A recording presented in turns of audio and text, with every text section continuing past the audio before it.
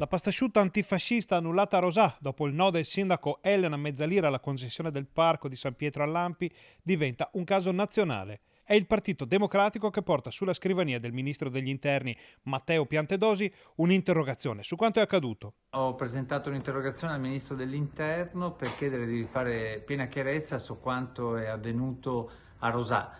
Infatti il diniego da parte della sindaca alla pastasciutta antifascista organizzata dall'ANPI, motivato con ragioni di ordine pubblico, appare invece motivato da ragioni politiche e mi domando se non sia lesivo dei diritti costituzionali. Sono due le vicende vicentine legate alla pastasciutta antifascista che agitano la politica nazionale. Inoltre ho chiesto al Ministro di fare luce su quanto è avvenuto con l'esposizione di uno striscione con un messaggio di stampo neofascista e chiaramente intimidatorio, un atto molto grave da condannare, rispetto al quale bisognerà fare una grande attenzione per evitare il ripetersi di episodi di questo genere. Ma dalla Lega arriva una difesa a spada tratta nei confronti della sindaca Mezzalira e una presa di posizione fortissima sull'ANPI e sulle iniziative come la pastasciutta antifascista. Io esprimo solidarietà al sindaco di Rosà, Elena Mezzalira, per l'attacco subito da parte dell'ANPI, ma anche da parte del Partito Democratico.